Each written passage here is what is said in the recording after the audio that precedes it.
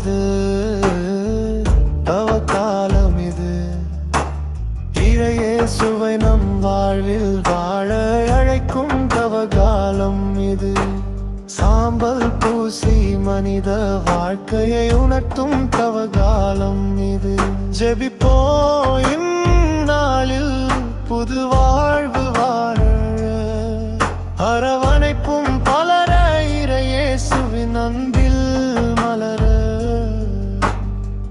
கொடுத்து வாழ சொல்லும் தவக்காலம் இது. இறைவன் கொடையை பெற்று செல்ல அழைக்கும் தவக்காலம் இது. மனம் திரும்பி உன் வாழ்வு மண்ணில் திரும்பி போகும் என்று மானிட மகன் இயேசுவின் மடியில் சாய